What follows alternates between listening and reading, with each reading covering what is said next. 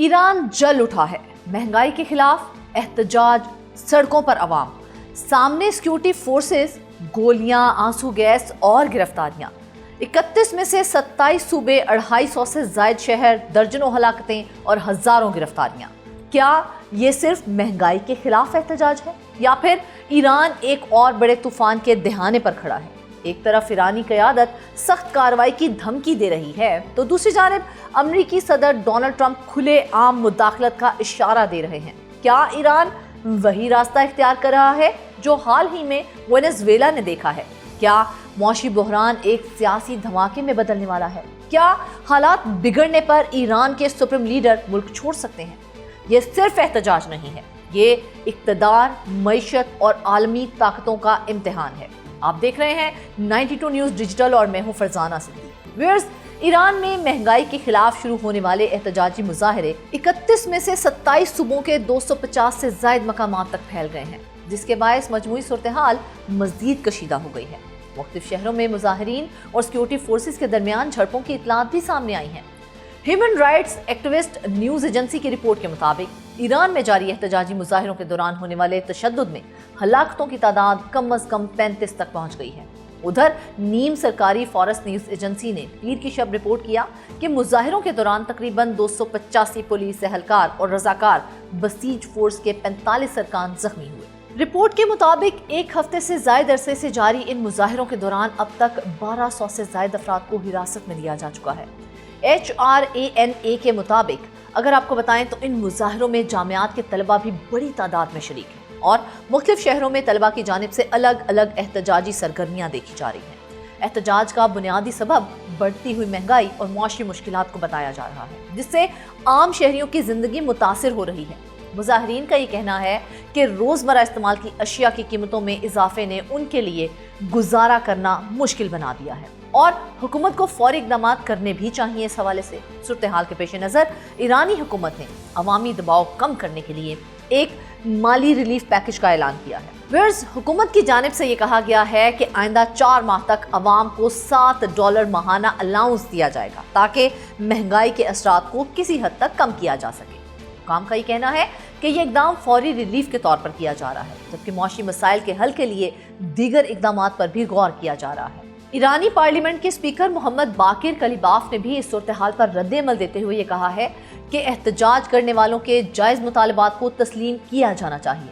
उनका कहना था कि अवामी मुश्किलात को नज़रअंदाज नहीं किया जा सकता। ताहम साथ ही उन्होंने इस अज़्म का इजहार किया है कि गैर मुल्की एजेंट्स की जानिब से किसी भी मुबैना साजिश को नाकाम बनाया जाएगा। उनके मुताबिक हुकूमत एक तरफ अवाम के मसाइल सुनने और हल करने की कोशिश करेगी, जबकि दूसरी जानिब अमन व अमान की सूरत हाल बरकरार रखने को भी यकीनी बनाया जाएगा। व्यूअर्स, हलाकतों में इजाफे के साथ अमरीकी मुदाखलत के इम्कानात भी ज़ेरे बहस आ गए हैं।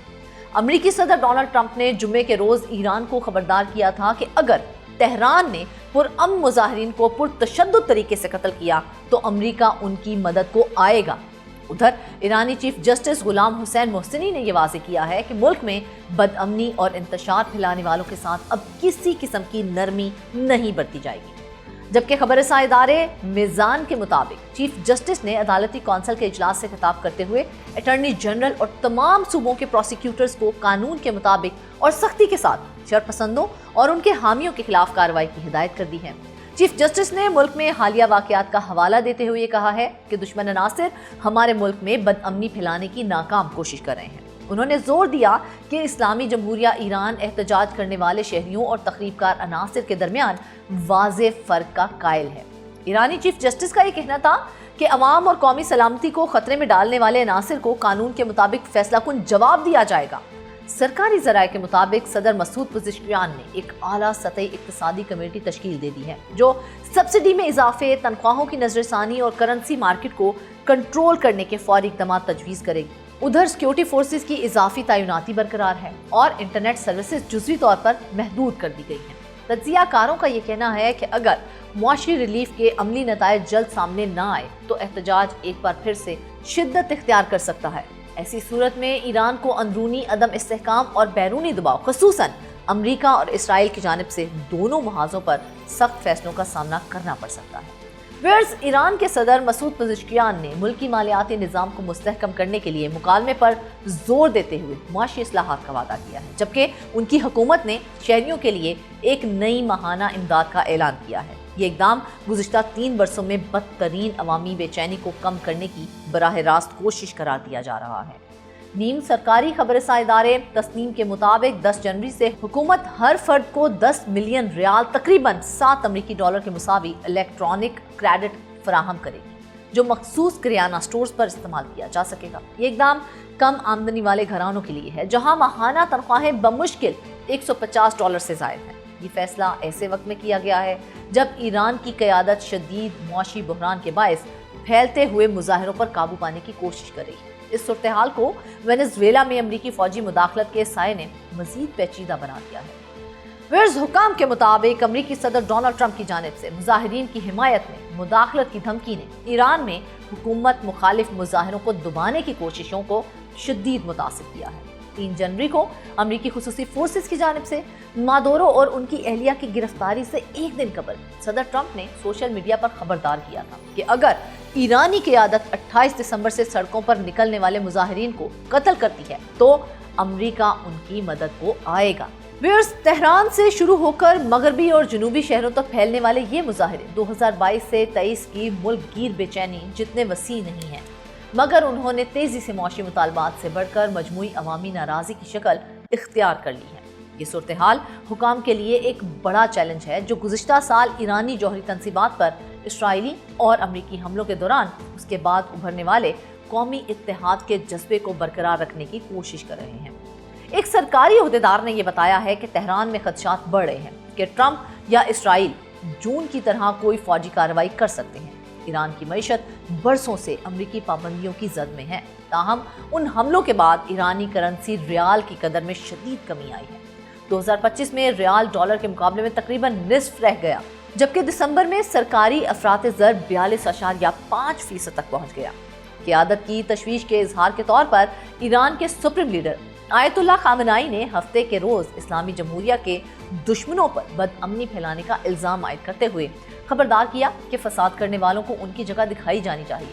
حکام نے دوہری حکمت عملی اپنائی ہے، ایک طرف معاشی مسائل پر احتجاج کو جائز قرار دے کر مذاکرات کی یقین دہانی کرائی گئی ہے، جبکہ دوسری جانب بعض مظاہروں کو تشدد کے دوران آنسو گیس سے منتشر کیا گیا ہے۔